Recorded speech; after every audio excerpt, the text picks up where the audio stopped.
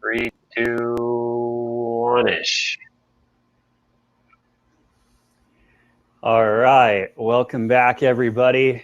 And we've seen some great comments in the chat window, and we're gonna keep rolling on. And I'd like to welcome our next speaker, Liz Riggs-Meter.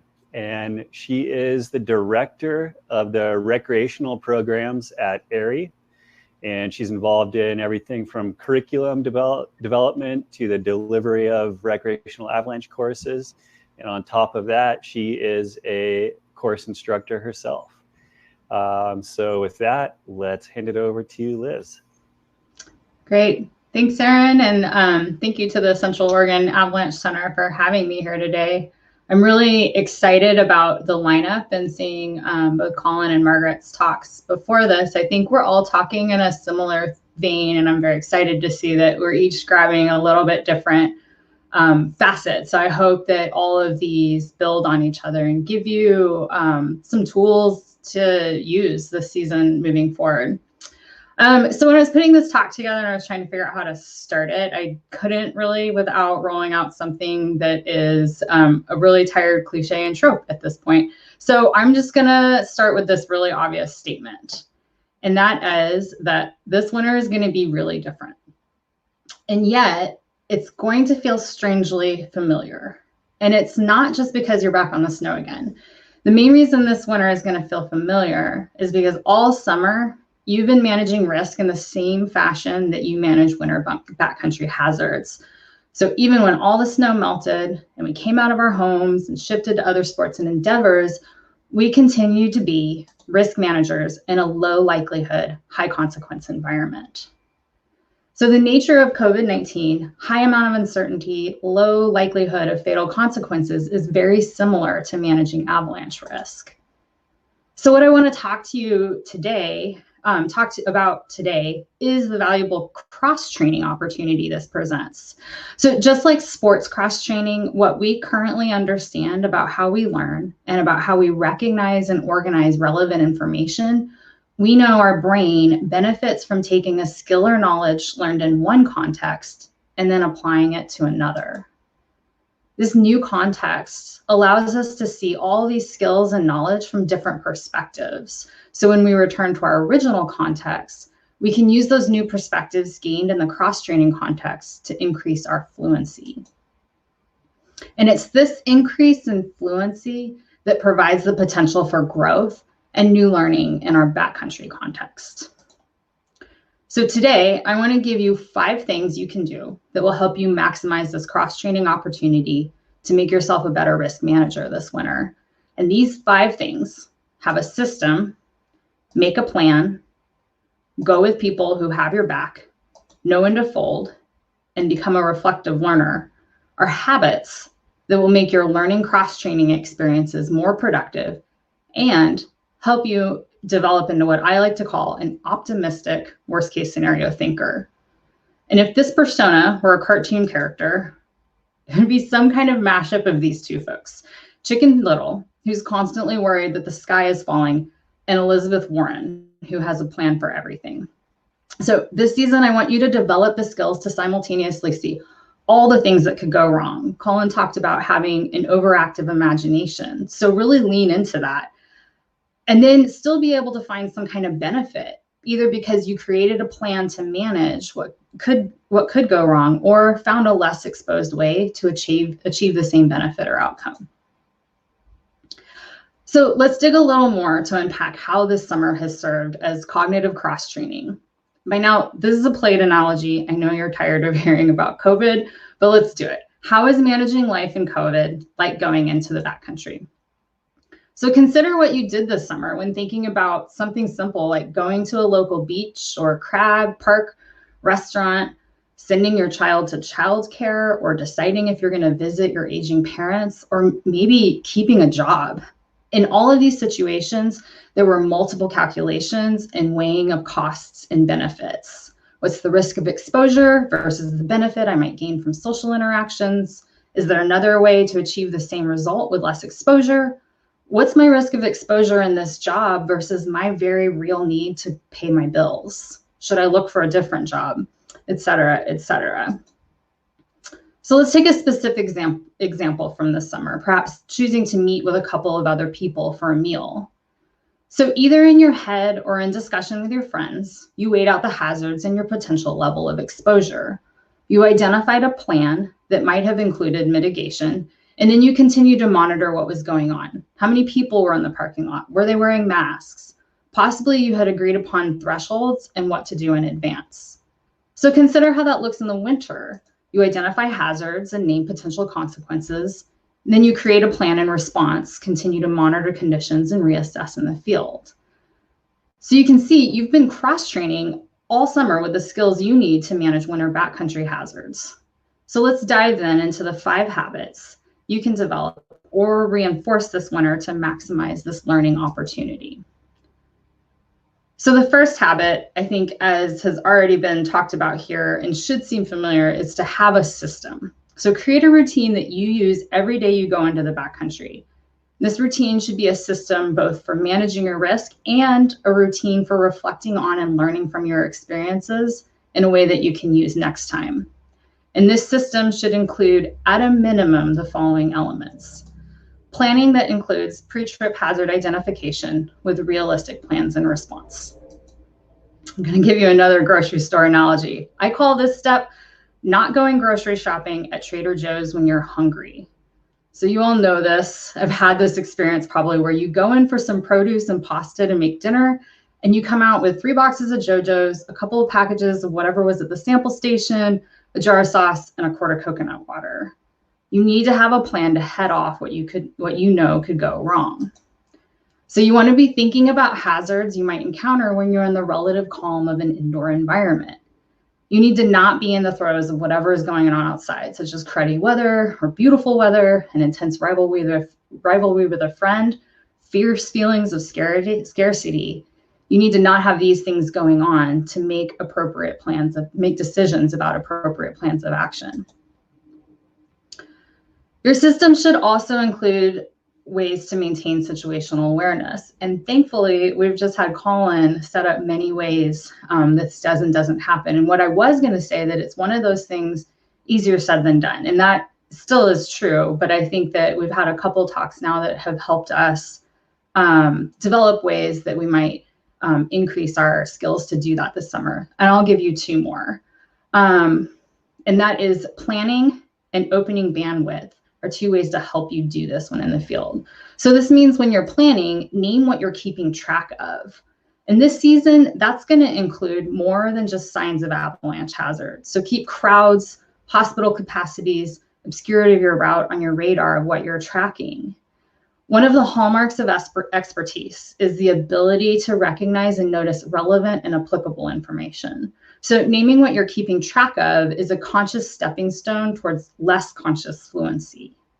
This is why the cross-training is so helpful. As we gain fluency with other processes, it frees up more cognition space to process and notice incoming information. Your plan should also have enough margin to give you the space to actually notice these things. So at the risk of sounding obvious, and Margaret really impressed upon this in her talk, there's a lot going on this year. So it's understandable if you're a little distracted. So I want to bring up a reference to this demonstration of selective attention. Some of you may have seen this video of the players passing in basketball. And this was a study done by Christopher Chabris and Daniel Simons. And so in this video, they ask you to count the number of times the players in the white t-shirts pass the ball. And at the end of the video, they ask if you noticed the gorilla walking through the scene. And only about half of the people who watch this video notice the gorilla. And that is because we have a relatively fixed sized pipe for processing incoming sensory information. So the brain develops ways to help us not be overwhelmed by the amount of incoming information.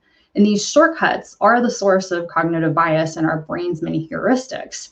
And they serve a very important purpose to keep us from being overwhelmed with sensory information. The size of the pipe can be influenced by stressors or other things competing for our attention, like a global pandemic and all the various impacts it's having on our lives, jobs, families, etc. So in addition to what we already have going, we have a lot going on we're paying attention to. Life as we know it is likely decreasing our ability to pay attention and making it more likely we miss the shortcuts our brain is employing. So give yourself a break this season. Acknowledge that you are likely not at peak mental performance. Engage those margins that Margaret was talking about. Your systems should give you that margin to be able to both pay attention to what you name. So in the instance of this video, the number of people passing the ball, while also giving you enough space to notice the gorilla walking across the court. Have rules of engagement for your team, because some very smart people, a few of whom have already talked today, came up with a pretty good list. I'm going to share AIAREs, and I'll talk about this more in a minute.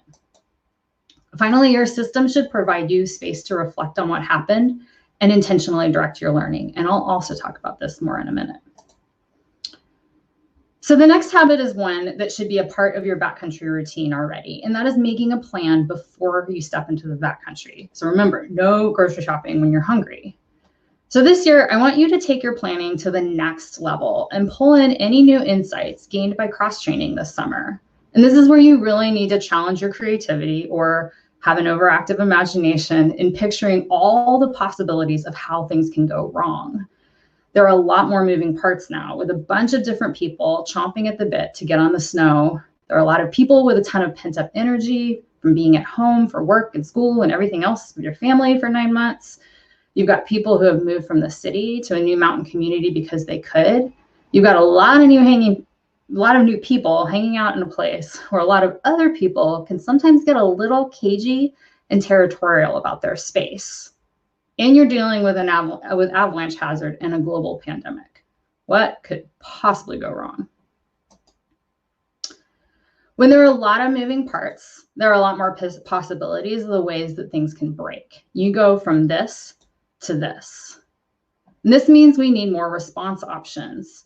Anticipate not just the individual pieces, but also how they're all related and how one piece breaking compounds on and weakens the others.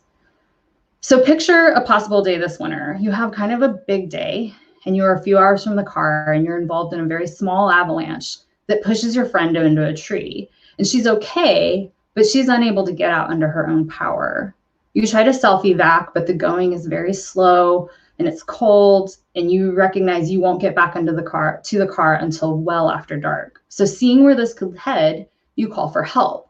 And luckily, search and rescue is able to come, and a many-person effort is involved to eventually get your friend to definitive care. And while she's in the hospital, she develops COVID symptoms and tests positive. You and all of the SAR team have been exposed to COVID, quarantining a significant portion of your community's SAR team. And at a time when hospitalizations the small town in your hospital is becoming overwhelmed and cases are steeply on the rise. It's kind of a grim what if, and I wish it was a hyperbolic one, but I want to illustrate how our actions are so intimately tied to our communities right now, and our actions have far-reaching impact. We're not making decisions just for ourselves, but also decisions that impact our community. I'm only asking you to imagine these scenarios, not give in to despair, because remember, I'm not asking you to be Chicken Little. I'm also asking you to be Elizabeth Warren. I want you to create a plan for all these possibilities. So when you go out, have several options, again, like those margins that Margaret was referring to. Have variants that provide less exposure to both avalanche hazard and to COVID. Name decision thresholds and when you'll deploy an alternate plan, like when there are too many people at the trailhead. Those plans need to be realistic. If a mellow route that it might involve a fair amount of skinning in both directions is your backup plan and no one wants to do it, it's not really a backup plan. It's just filling in all the answers because you had to. So that brings me to my next habit. I think we need to accept, for the safety of our community, there might be times this year when we will have to call it on a backcountry outing. So set thresholds and stick to them. And I know this is really hard to do, especially when you see government officials at all levels in this country doing the same contortions we see in stories of avalanche close calls and accidents to justify opening or making something happen. So I think something that can help with this is developing fun and realistic alternatives. So personally, I know I'm going to get shut down this winter. I have a 6-year-old, so I feel like I already have 6 years of practice at this. This is another part of being that optimistic worst case scenario thinker. if you're prepared for it, you can develop alternate plans. So personally, I'm going to introduce my kiddo to snow camping. I'm going to practice watercoloring outside. For me, my goal, and it's enough to just get outside. And so my options revolve around that. Maybe this is time to learn a new hobby or find some weird variant on it. I just read an article about an ultra runner who, unable to compete because all the races had been canceled, decided to run up and down every single street in his hometown, which was about 200 miles. So it's another variant on having realistic options. Increase the number of things you can do, or by getting creative or taking up something new. So the habit of knowing when to fold is made easier if you go with people who have your back. It's hard to do the right thing, especially when the right thing might have you turning around and going home, or possibly not even showing up at all. I'll bring up AIARE's backcountry rules of engagement, as they are more important than ever when traveling in the backcountry. Be picky about your partners this year. Make sure you're matched not just in goals and risk tolerance, but also your approach and needs to managing potential virus exposure. Seek partners who poke holes in your thinking and give you nudges to examine what you might be missing. Those same folks, though, should also back you up when you want to pull the plug. It's also just time to shift priorities. With diminished opportunities for face-to-face connection, maybe just seeing your friends is enough. Seek partners who can help give you other perspectives. Maybe they always carry a thermos of some tasty warm concoction, which can soften the blow of having to change plans. Savor that you still got to spend time with that friend. Finally, if there is one thing you remember today, it is this. Don't squander this opportunity to build a lifelong learning habit. Make reflective practice a habit starting today. I think debriefing is a tool we're familiar with by now, and this is a tool you can use at the end of the day to summarize and reflect on your experience and decisions in order to inform how you make plans next time. This cycle of doing and debriefing is neatly laid out by experiential education theorist David Kolb, who proposed this experiential learning cycle that illustrates the components of this debrief process. So taking this one step further, I want to push the idea of becoming a reflective practitioner, which impacts the quality and quantity of observations you make at this step in the process. This means developing a habit of paying attention in the moment at two levels. One is where you're having the experience, and the other is from the perspective of slightly above, noticing your reactions to the experience. So for example, you're out and your friend notices a recent avalanche and you see it and comment, sorry, I just lost my place, and comment that is on the same aspect and elevation of the slope you are hoping to ski. You stop the group and point out this to them. And in the moment, you recognize that this is a new habit and something you might not have voiced before. But you also pause to wonder why you didn't notice the avalanche until your friend pointed it out. So at the end of the day, you might collect these observations and summarize not only what you encountered, but also your habits of attention and inattention, and then reflect on what prompts attention. And in a time when I'm trying to convince you that the gain has been turned up to an 11 this year, so you might just want to take it easy. And this seems like a completely ludicrous request to ask you to simultaneously think about your thinking while trying to manage your risk in the backcountry. And this is where it comes back to that valuable cross-training that happened this summer. The new perspectives that you gained have helped you create new habits of fluency, and that fluency gives you the space to step back and watch yourself in action. And from that perspective, it is a rich opportunity to learn. Shaking the system is hard, but is also where you understand things at a deeper level. So for any experiential outdoor educators out there, the mantra of what and so what is your facilitation bread and butter. And perhaps this is an easier way to think about how to make reflective observations at two levels. The what is both the thing and how you felt about it. The so what pauses to think about why this is relevant or why you felt that way. So see if you can develop this new habit of attention and bring those observations into your reflections at the end of the day when you ask, now what? What will you change next time, knowing what you know now? So this winter will likely be really hard and frustrating in some way. Whether that is hard because we let it shut us down, or it's hard because we leaned into a new way of existing in the world is largely up to us. I think you are set up for success because you have been practicing all summer. So this winter, build these 5 habits. Have a system, make a plan, go with people who have your back, know when to fold, and become a reflective learner. Building these habits can help you maximize on this learning opportunity, and just possibly, you too can become an optimistic worst case scenario thinker. So thank you for listening today, and I will take any questions. All right. Thanks a lot, Liz. Yeah, one question is, what if we are going out on a ski tour and we made a really good plan and we've discussed our rules of engagement, and then we meet up with some of our other friends out on tour and we decide to roll together. Do you have any comments or suggestions on how we change that plan on the fly, or do we not change it? Yeah, that's really tough. And I think it's kind of an interesting variant on a question that was asked to Colin about managing that conflict of like go and no go. And I was struck by his response that, said that really by that point, not that it's too late, but a lot of the like how to deal with that comes at the preparation that you have before. And so that being that worst case scenario thinker is like, that I could run into friends that I haven't seen in months in the parking lot, and I'm not going to want to pass up on that opportunity. So it's discussing ahead of time, like what's acceptable. Are we going to break up? Are we going to say, hey, let's go, dig a cave or not a cave, an open cave and hang out in it and have some drinks. Like, again, it's really important to say, keep in mind, like, what's my goal and what are possible things that could come out of nowhere and how are you going to deal with that? So it really is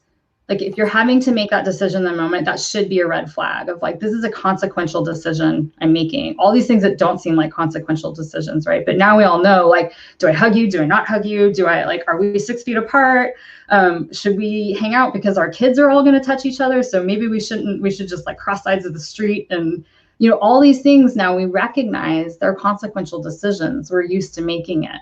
We need to carry that into the backcountry. And going back to Margaret's talk about margins, like there's just so many layers.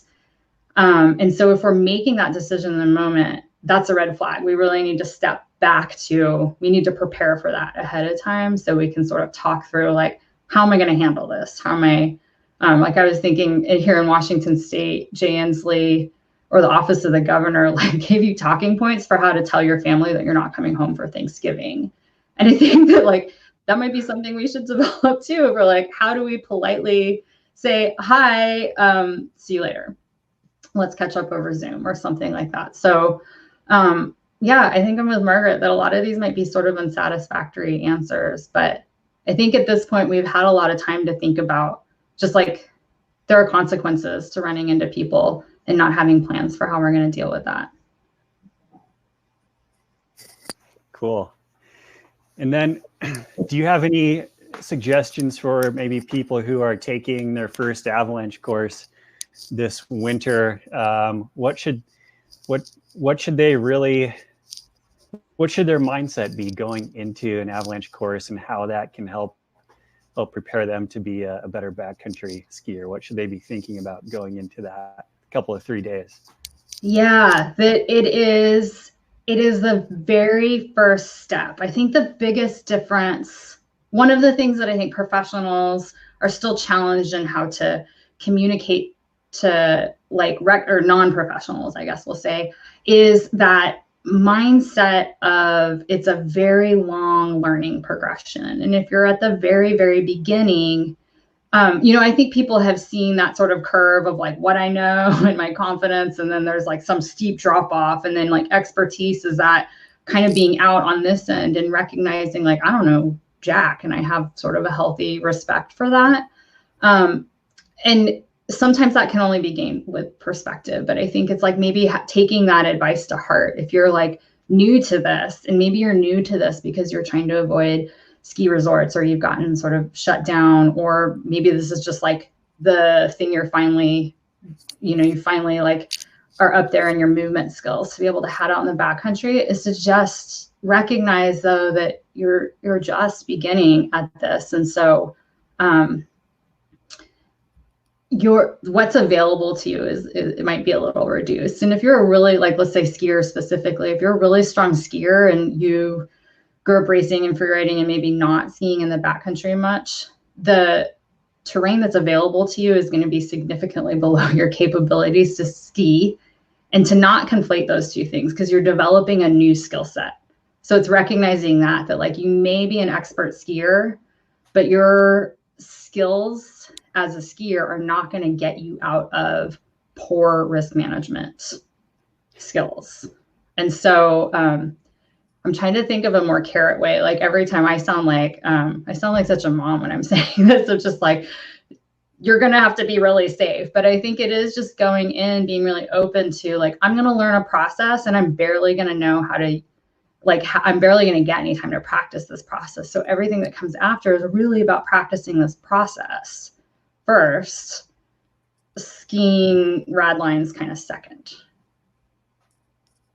But you have that process. I think that that's what's so empowering too, is that make sure that you're looking for education that's giving you process, not just like a 3-day wowing you with information. Like make sure that you have something tangible that you can continue to use after that course. Cool. Get the process dialed and then ski the rad lines. Mm-hmm. It'll come, right? It's like, it's a, what is that? Like, it's a kind of a flat learning curve until sudden you're like, oh, I got this, but it's going to feel really rudimentary because you're just not going to realize, like, there's so much you don't know, right? Like it's a very complex thing. And so it's important to just like not jump into the deep end before you sort of have that healthy appreciation for like, whoa, there's a lot going on. And that's where like, I think COVID can be helpful, because we sort of like have an appreciation for like, whoa, there is this like really high uncertainty thing. And that kind of gives you this like visceral sense of understanding what people are talking about when they say the winter backcountry environment is so uncertain. Cool. Thank you so much, Liz. Thank you. And we're going to take another quick pause before we jump into our next speaker.